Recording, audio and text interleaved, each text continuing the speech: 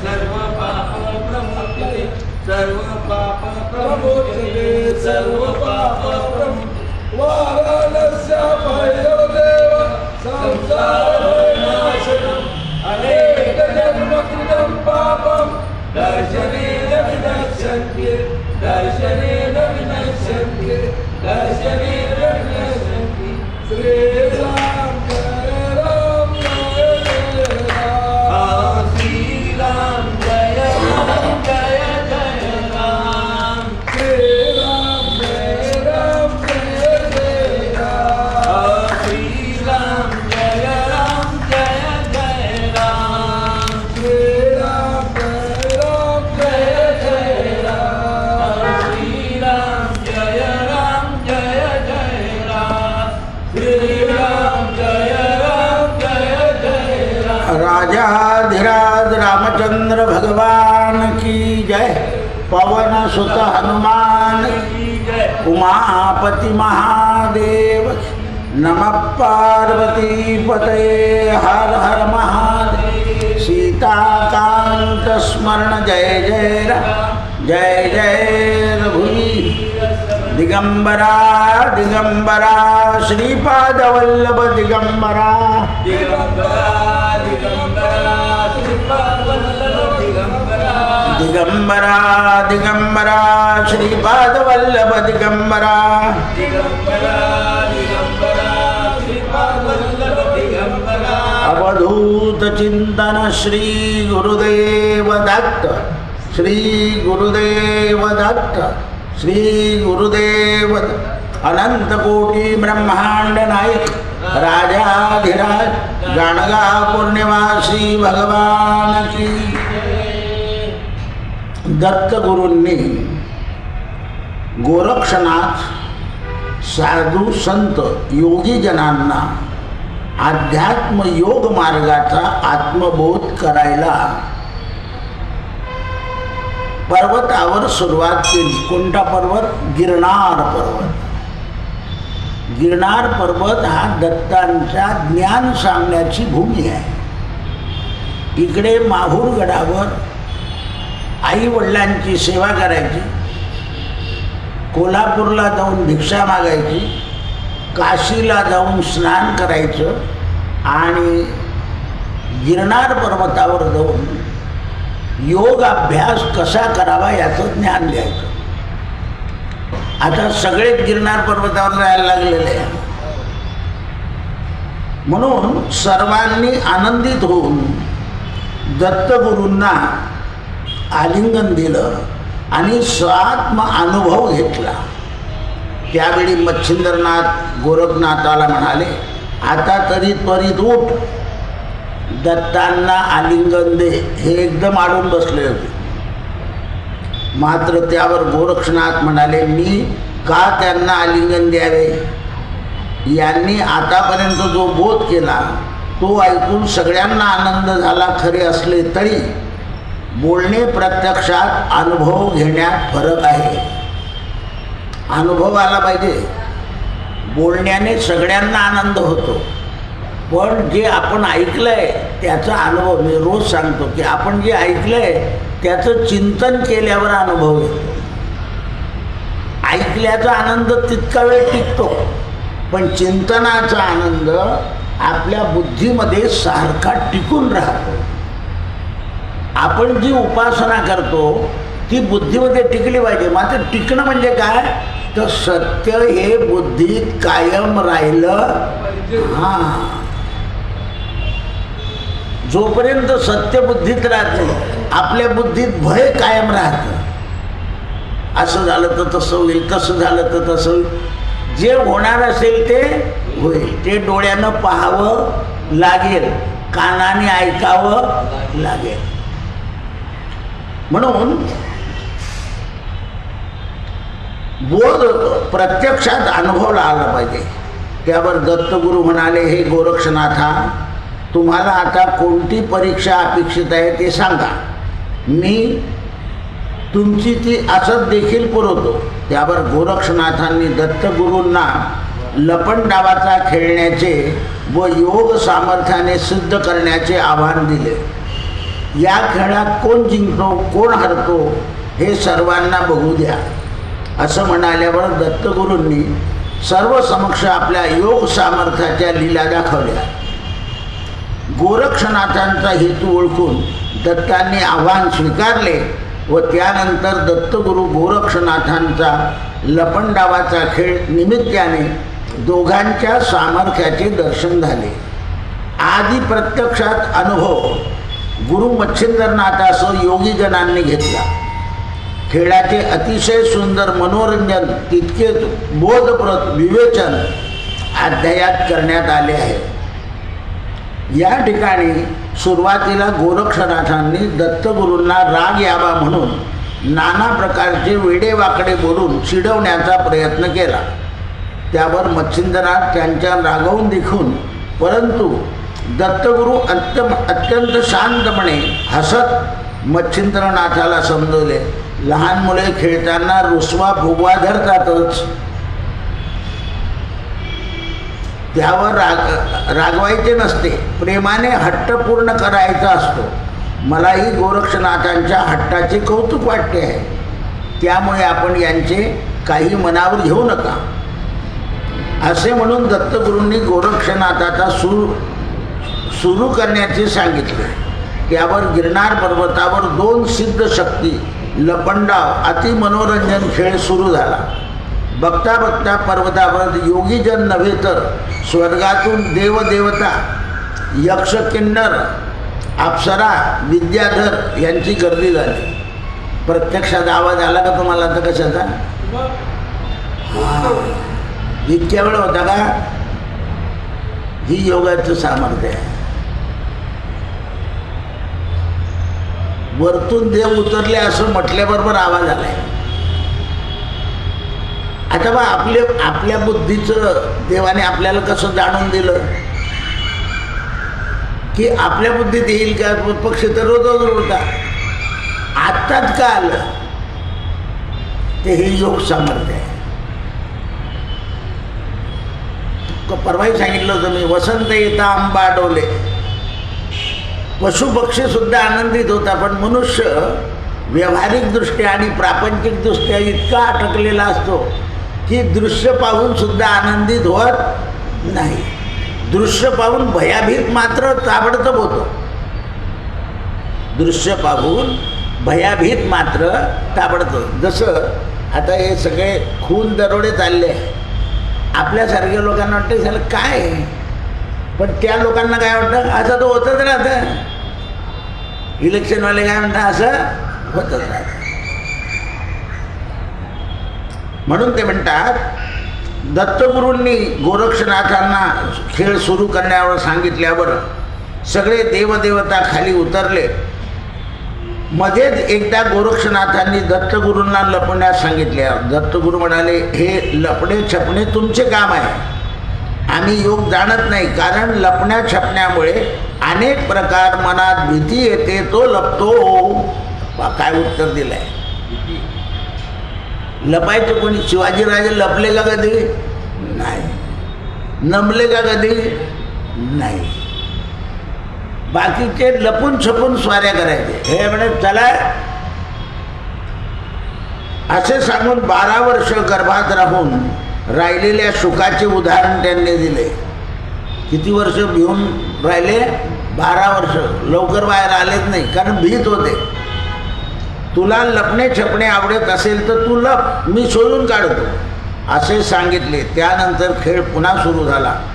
गोरक्षनाथा मासा, पक्षी, कीटक, जलचर, वनचर, श्वापद अनेक रूपे धारण करून दत्तगुरूंना आवण्याचा प्रयत्न केला. दत्तगुरूंनी प्रत्येक वेळी क्षणाचा विलंब न करता शोधून काढलं. आज त्यांना काय अशक्य होतं? त्यानिमित्ताने दत्तगुरूंनी दाखवलेले चमत्कार पाहून अचंबित झाले. इकडे आपण दत्तगुरूंना खूप दमवत आहोत असा आविर्भाव गोरक्षणाने वेगवेगळे रूप धारण करून पोरखेळ मांडला. उगीच वेळ शक्ती वाया घालवतो अशा निर्विकारपणे दत्तगुरू त्यांना शोधून काढत असत. गोरक्षनाथांनी सप्तद्वीप, सागर, दशखंड, महेंद्र, मेरू, मंदार, 21 सर्ग, 14 भुवने, सप्तपाताळ, सर्व योनी, अणु, रेणू, परमाणू सगळं विहार केला. तरीही दत्तगुरूंनी प्रत्येक वेळा शोधून काढले. शेवटी गोरक्षनाथ थकून आपल्या गुरुसमोर उभे राहिले. त्यावेळी गुरूंनी त्यांना समजावून सांगितले की दत्तगुरूची शक्ती अफाट आहे, आता तरी ओळख, तू लपून बसू नको. त्यावेळी तुला वाटले की हा पाठलाग करत प्रत्येक ठिकाणी पोहोचला, परंतु प्रत्यक्षात सगळ्या ठिकाणी ते आहे. गुरु बिन रिटा ठाव नाही. गजानन महाराजांनी पाटलाला पांडुरंगाच्या रूपात दर्शन दिलं, नर्मदेच्या रूपात तिथे दर्शन दिलं.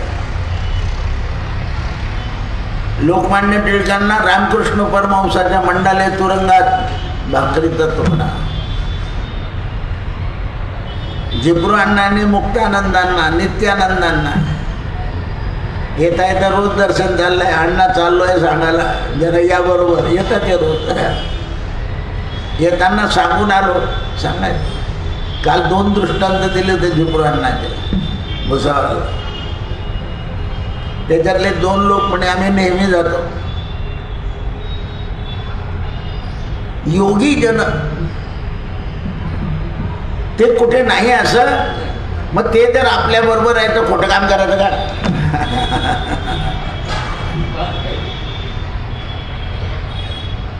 असं आहे ते.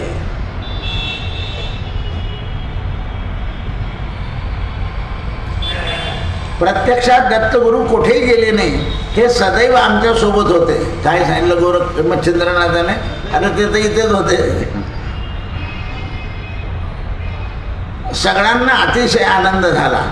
अगणित द्वितीय व्हावा यासाठी गोरक्षनाथांच्या वतीने दत्तगुरूंना लपण्याची विनंती केली. गोरक्ष म्हणाले, चला आता तुम्ही लपून दाखवा, मी तुम्हाला शोधून काढतो. मच्छिंद्रनाथांनी पुन्हा गोरक्ष राखण्याचा प्रयत्न केला. असा अभिमान योग्य नाही. दत्तगुरू पुढे काहीच बोलले नाही. त्यामुळे तू अजूनही सावध हो असे म्हणाले. त्यानंतर दत्तगुरूंना लपण्याचे सज्ज झाले व सर्व एका क्षणात अंतर्धान पावले. दत्तगुरूंना जगाच्या जागी अदृश्य झालेले पाहून सगळे आश्चर्यचकित झाले. गोरक्षनाथ म्हणाले, जा आता मी त्वरित शोधून काढतो. त्यावर गोरक्षनाथांनी संपूर्ण सृष्टी जी काही आहे ती शोधून पाहिले. योग सामर्थ्य पुरेसे कसे लावले तरीही दत्तगुरूंना शोधू शकले नाही. शेवटी मच्छिंद्रनाथ यांना शरण गेले. त्यावेळी गुरुनं खूप समजवले. मग ते सर्व योगीजन दत्तगुरूंना पुन्हा प्रगट होण्याची इच्छा करू लागले. दत्तगुरूच्या भेटीसारी आतुरता. मच्छिंद्रनाथांनी गोरक्षनाथाचा धिक्कार केला. तुझ्यामुळे दत्तगुरू नाराज झाले, अंतर्धान पावले. त्यामुळे सगळ्यांना दुःख झाले. तुझे अपयश आहे, तू सगळ्यांना दुःख देतो, नरकात जातो बोलायला लागले. असे मच्छिंद्रनाथ बोलू लागले असताना गुरुचा कोप गोरक्षनाथांच्या मनात पश्चाताप झाला. आता दत्तगुरूची भेट झाली नाही तर योगीजन प्राणत्याग करतील, सर्वांच्या हत्येचे पातक लागेल अशी भीती वाटू लागली. मग त्यांनी अतिशय पश्चाताप जद्द मनाने गुरुदत्तांचा धावा केला. या अवस्थेत दयानिधी झाले. सर्व शक्ती आक्रोश करू लागली. दत्तगुरूंना हाक मारू लागले. तेव्हा दत्तगुरूंनी आणखीन एक चमत्कार केला. गोरक्षनाथांनी हाक मारल्याबरोबर त्यांना प्रत्युत्तर दिले, ओम.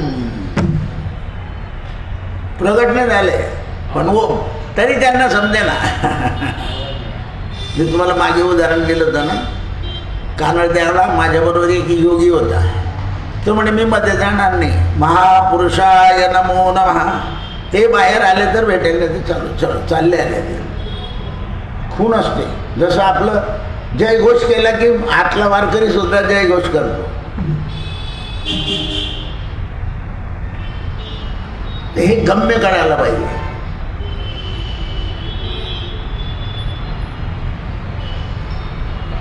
माझ्या समोर होतो. द्वारकेला 2 वारकरी होते. एक वारकरीला काहीच समजेना. एक वारकरी आनंदित होता, काका पुढे बसलेले होते. मनमाडचा माणूस भयंकर आनंदित व्हायचा आणि एक माणूस नुसतं वाचत बसतो. मी त्याच्याकरता 2 दिवस या लोकांना सोडून दिलं होतं वक्तव्यात, नुसतं वेदांत घोटायचं नाही.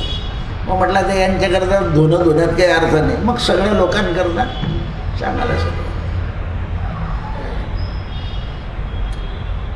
म्हणून मच्छिंद्रनाथांनी गोरक्षनाथांचा धिक्कार केला. तुला दत्ताची भेट नको होती. तेव्हा त्यांना पश्चाताप झाला. ओंकार ध्वनी करू लागले.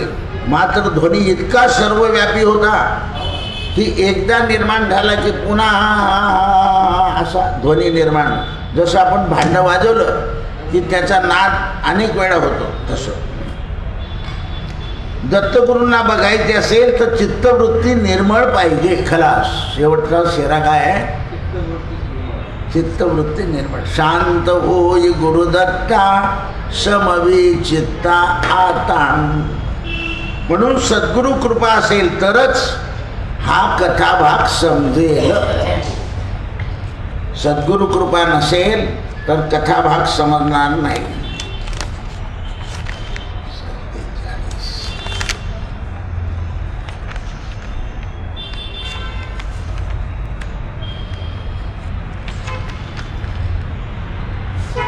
दत्तगुरु जागच्या जागी अंतर्धान पावले व गोरक्षनाथ शोधू लागले नाही, सापडले नाही. त्यामुळे सगळेजण निराश झाले.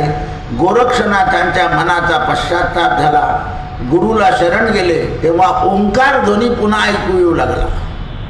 एकदा गुरुचं वर्णन केलं की दत्त पुन्हा दर्शन देण्यास विनवू लागले. कथाभाग मागील अध्यायात झाला. सर्वजण कासावीसून विनंती करू लागले की दिव्य रूप प्रकट करा. संपूर्ण आता हे गेले होते बघा. एक म्हातारा चुकून उतरून आला आणि त्याची काठी दुसऱ्याच्या हातात देऊन दिली, यांच्या लोकांच्या हातात. आणि म्हटलं तेच दर्शन आहे. काठी नेतात लोक आणि आता याचा उपयोग काय करायचा? तर जाणाऱ्याला परत द्यायचे. जाणारा परत येतो, जाणाऱ्याला देऊन जातो. हा सुद्धा नाही, मी घरी घेऊन जाईल आणि कोपऱ्यात ठेवीन, मग माझ्याकडे पैसे येतील असं नाही. आलं का? न विचारता तिथून वस्तू उचलून आणता. आणायच्या का? माळ असो, छत्री असो, काठी असो, आपण हात लावायचा नाही. हा कोणी योगी जनानं जर प्रसाद दिला तर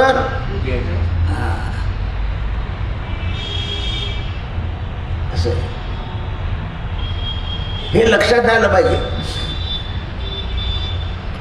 हे मिरवणुकीच्या वेळा ते म्हणे तो पुजारी लोकांना घालून देणार. म्हटलं तो येणार नाही. मी तिथेच सांगितलं होतं. हे गुजराती जे असतात ना, मोठे छापटे असतात. हां, ले जाएंगे ना तुम्हाला लोक. हां, हम बैठे. आणि मिरवणुकीच्या 10 मिनटं आधी त्याचा निरोप आला, मी आजारी आहे. मी तिथेच बसून राहिलो, मी गेलो नाही. कारण हे तीर्थक्षेत्री जे लोक असतात ना, ते फक्त कमर्शियल असतात. तुम्हाला सगळं म्हणून टाकतील, ते सगळं हो म्हणून टाकते. असं आहे.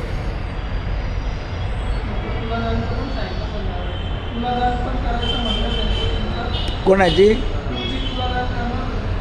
ते तुम्ही गिराईक मिळाल म्हणून होतं ते.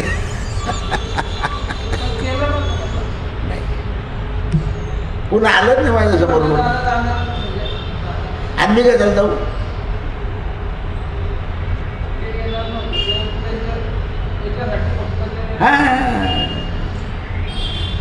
आणि हे पोरं दर्शनाच्या भावनेत फसून जाताना ते पोलिसांकडून घालतात. त्याच्यात पोलिसही मिश्रित आहे.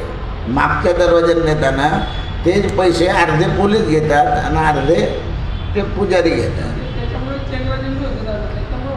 हां, म्हणून आपण सुद्धा त्या मार्गाने जाऊच नाही. आपण जो मार्ग स्वीकारतो ना, तो चुकीचा आहे.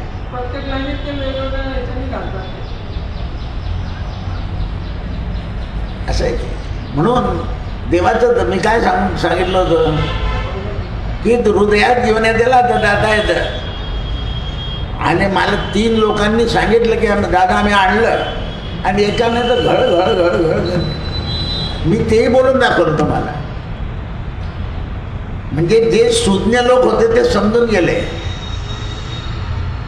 आणि एवढं नाही तर नंतर लोकांनी आपल्या द्वारकेत समुद्राकडे पाहून डोकं ठेवलं भूमीवर. हे आहे का जे भावनाप्रधान होते त्यांनी पाहिलं दादा तर त्यांनी समुद्राकडे तोंड केलं आणि जय द्वारकाधीश म्हणून जमिनीवर डोकं ठेवलं. त्यांनाही कळालं ते की त्याला घेऊन जायचं. बाकीचे नुसते गुलाला कुदतच राहिले. असं आहे ते.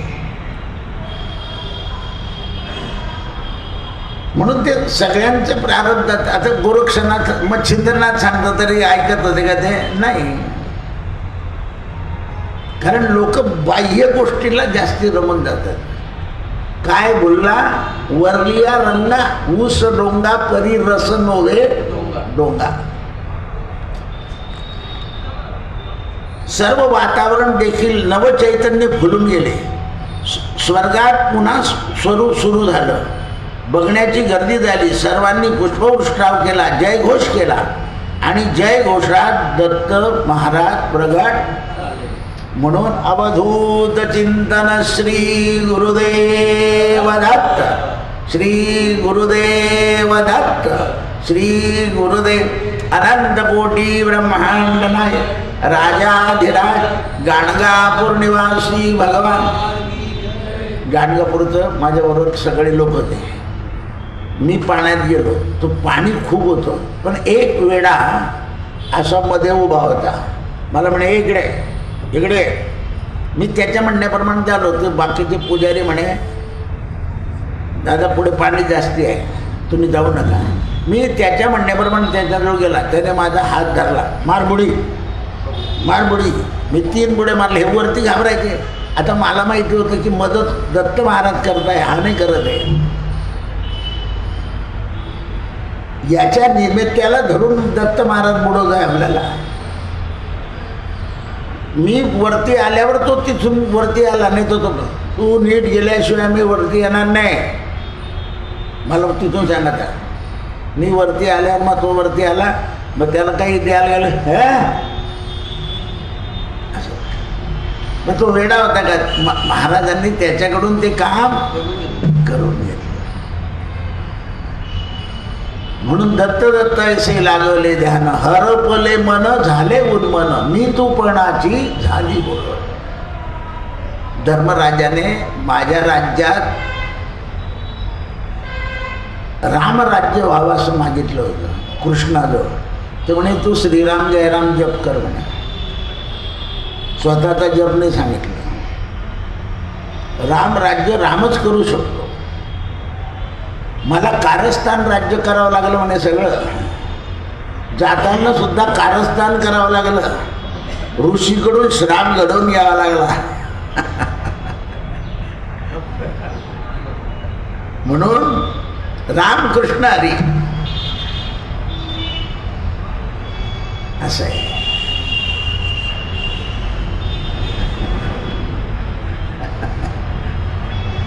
सोडून देतो आपण. सुखदेव 12 वर्षे गर्भात लपून राहिले. या कथेचा उलागडा केला. वास्तविक त्यावेळी घाबरण्याची गरज नव्हती, तरीही भीतीपोटी बाहेर नाही आले. दत्तगुरूंनी त्यांना जन्मापासून आतापर्यंतचे आचरण व गुणाची लक्षणं सांगितले. संपूर्ण कथाभाग या अध्यायात दिला. वेदांत ऐकून शुक देखील गुरुदत्ताला शरण गेले. तेव्हा दत्त महाराजांनी पावन केलेल्या त्या नारद मुनींना आचरण करून योग सामर्थ्य व सर्व गुणाची स्तुती केली. संपूर्ण जीवनकालात तुम्ही देखील असेच आचरावे. आचार विचारातून बोध होतो. शब्द बा आचार आणि विचार याच्यातूनच मला बोध घडतो. म्हणून कसं वागायचं, कसा आचार पाळायचा, आणि आचार पाळला तर ऐकण्याचा बोध होतो. म्हणून हे नियम नाही सांगितलंय दत्तप्रबोध स्त्रियांनी ज्यांनी त्यांनी वाचायचा नाही, कारण तेवढा आचार आपल्याकडून पाळला जात नाही. बोट फिरवले जातील शब्दावर. म्हणून कृष्णाने जशी लीला दाखवली तशी बाकीच्यांना मात्र मनस्ताप झाला, कृष्णांना झाला नाही. कृष्णाने नारदाला श्रीरूप घ्यायला सांगितलं. कशामध्ये? रासलीलेमध्ये येताना नारदाने घेऊन टाकलं. काही विचार केला का? कारण त्यांना माहिती होतं पुन्हा श्रीचं पुरुष रूप देत बसतील ते, आपल्याला काय करायचं. संपूर्ण कथाभाग दत्तांनी समक्ष कथन केला. त्यानंतर सत्संगाचं आणि सदाचाराचं विवेचन केलं. ते ऐकून नारद मुनीला आनंद झाला. ते ज्ञान ऐकत असताना नारद मुनी ब्रह्मानंदी टाळी लागली. दत्तगुरूंनी त्यांना सावध केलं, प्रेमपूर्वक आलिंगन दिलं आणि भृगु ऋषींनाही आनंद झाला. त्यांनी दत्तगुरूंना वंदन केलं, दत्तगुरूची स्तुती केली. त्यावर दत्तगुरूंनी भृगु ऋषीला देखील संवादात साधलं, त्यांची स्तुती केली. एकदा शिव आणि भृगु यांच्या सर्वात घडलेला प्रसंग विवेचनात आला. या प्रसंगात भृगु ऋषी जेव्हा स्वर्गात भ्रमण करत असताना त्यांनी कोणालाही नमन केले नाही. ते पाहून शिवाला क्रोध आला, मात्र पुत्रापोटी भृगु ऋषींना क्षमा केली. तेव्हा भगवान शिवाने तमोगुण आणि रजोगुण पसंत पडल्यानं ते वैकुंठात गेले. काय घडले ते ऐका. म्हणजे भृगु शिवांचे पुत्र आहे, पण यांना भगवान शिवाच्या कृपेने वैकुंठाचं दर्शन घडलं, पण यांनी वैकुंठात कोणाला नमस्कार केला नाही. आपल्याला जर कोणी घेऊन गेलं कुठे तर त्याचे जे नेणारे त्याचे आभार मानायचे की नाही बा तुमच्यामुळे आम्हाला घडलं. जर तुम्ही नाही मानलं तर तुम्हाला दर्शनाचं फळ नष्ट होतं. आता पण लोकांनी द्वारकेची कथा झाल्यावर लगेच त्याच्यावर टाकलं, आता पुन्हा केव्हा हा आनंद केव्हा मिळेल. म्हणजे काय मानले? नाही तर याच्या पुढे आम्ही तुमच्या बरोबर येणार नाही. पंढरपूरहून सुद्धा शेवटचा अभंग आम्ही जातो माघारी निघाले की देवाला सांगावं लागतं की आम्ही माघारी चाललो. आता तिथली धूळ मस्तकाला लावायला लागते. एसटीत बसणाऱ्यांना विमान बसणारे धूळ लावतील का? ते भले धूळ खातील.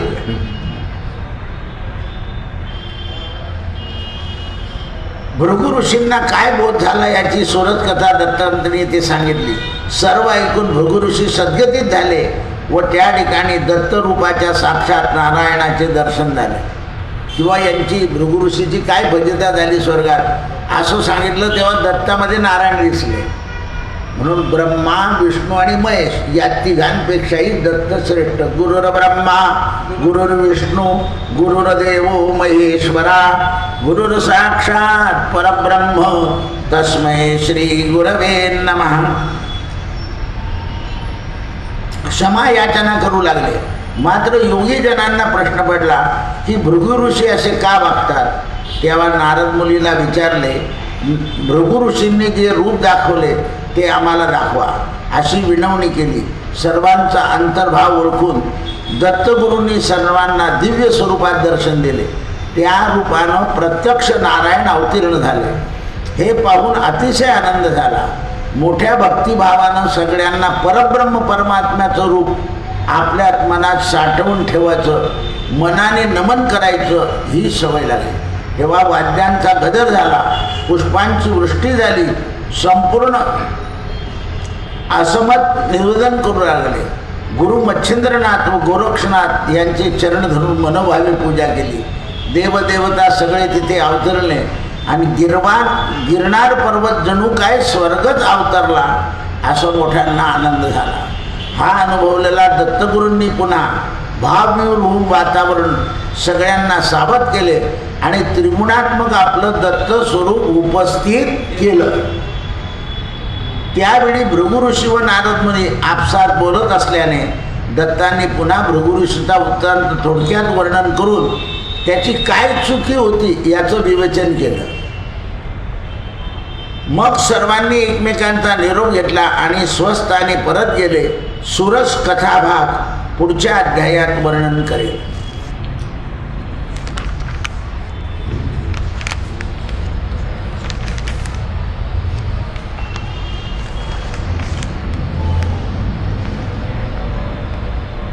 दत्तगुरूंनी शुक, नारद मुनी व भृगु ऋषी यांच्या निमित्तांना सगळ्यांना परब्रह्म परमात्म्याचं स्वरूप दाखवलं.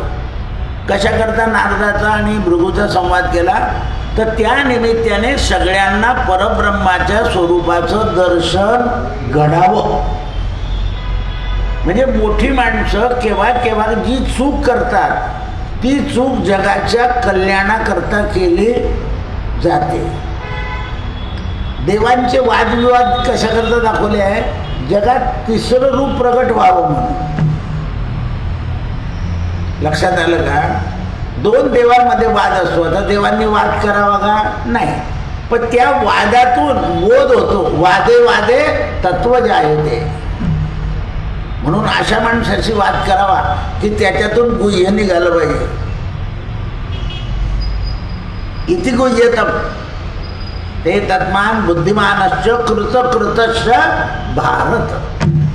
कारण ते महाभारतातलं ज्ञान आहे. भगवद्गीता म्हणजे महाभारत. आपण आता भगवद्गीतेचं तसं पाहिलं ना तर कचरा करतो आहे. कोणी कुठेही उदाहरण देऊन टाकतं त्याचं. ते तत्वज्ञान आहे. ते आमची परेड चालते तेव्हा तसा अर्जुनाचा आणि कृष्णाचा रथ चालला त्याप्रमाणे जीप चालली आहे.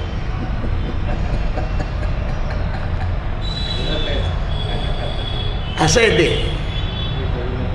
मोठे कॉमेंट्री करणारे म्हणजे मोठे मोठे शब्द वापरून घेतात ना, त्यांना फक्त त्याच्याने ते वेळ पास करायचा असतो. पण परिस्थिती तशी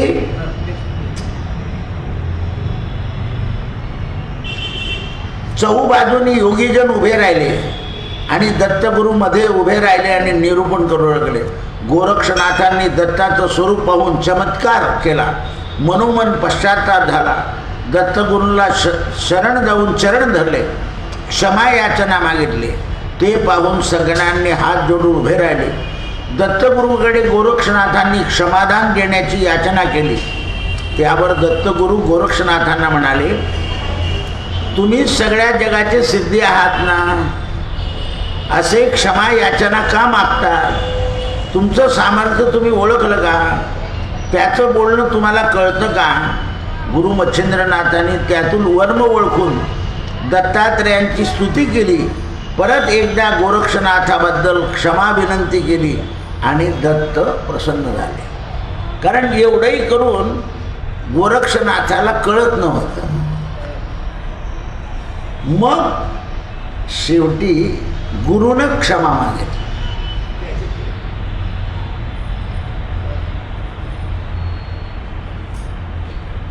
आपल्या मुलाने चूक केली की बापने म्हणत का जाऊ देवा तो मूर्ख आहे, मी तुमची क्षमा मागून घेतो, मला माफ करा.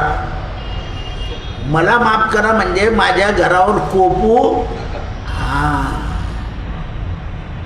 आणि मोठे माणसं असतात ते कोणावर कोपत नाही. काय म्हणून सोडून देतं आपल्याला?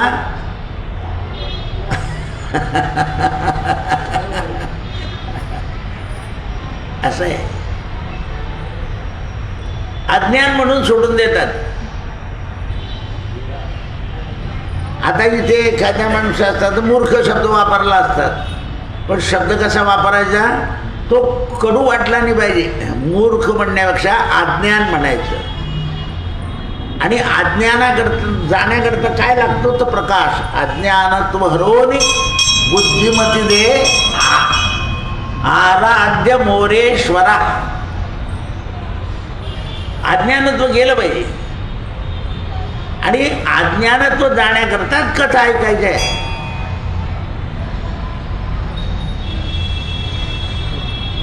म्हणून दत्तगुरूंची स्तुती केली. गोरक्षनाथांना क्षमा मागण्याची विनंती केली.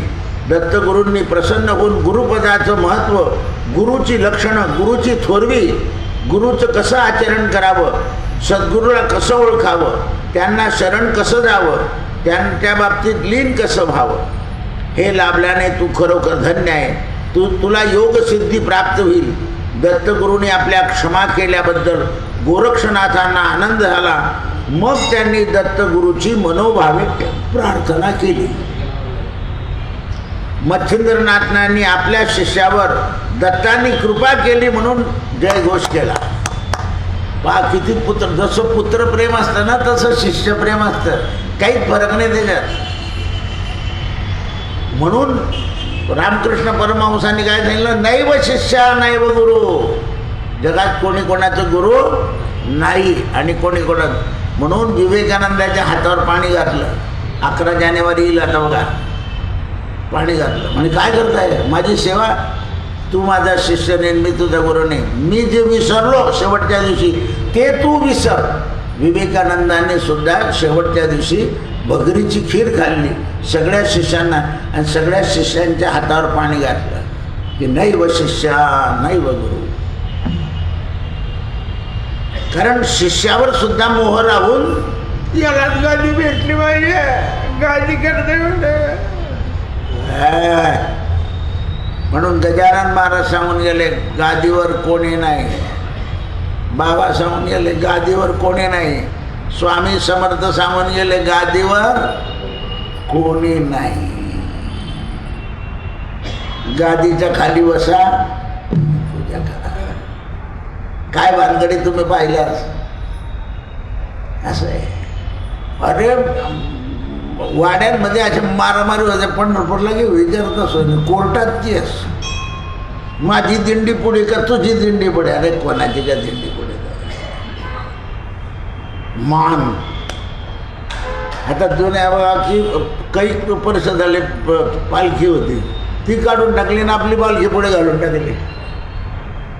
तुम्ही उदयाला पण आले नव्हते.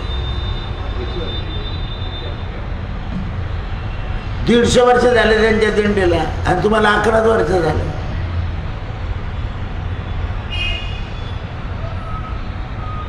असं आहे.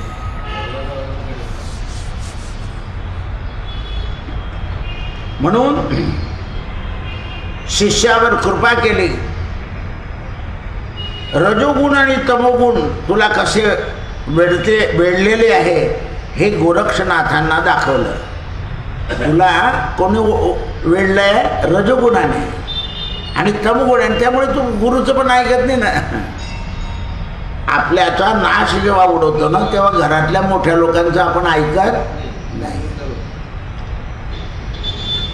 चित्तवृत्ती नेहमी सावधान ठेवून उपदेश ऐकला पाहिजे. म्हणून श्रोते सावधानम भवंतु असं म्हटलंय. त्यावर गोरक्षनाथांनी दत्तगुरूंना वंदन केलं व चुका मान्य केल्या. आपल्या कृपा आशीर्वादाशिवाय अभिमान गळून पडत नाही.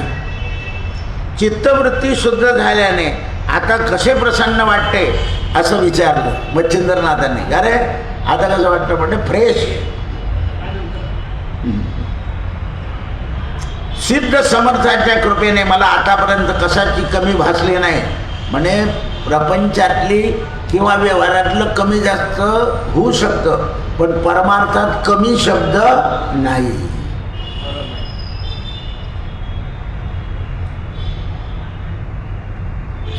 आता बा ही माळ मी भाऊला काल म्हटलं हे इथे बांधून दे, कारण आता ते एवढे प्रयत्नाने केले वस्तू आहे ती एकदम टाकून दिली तर नाश होईल.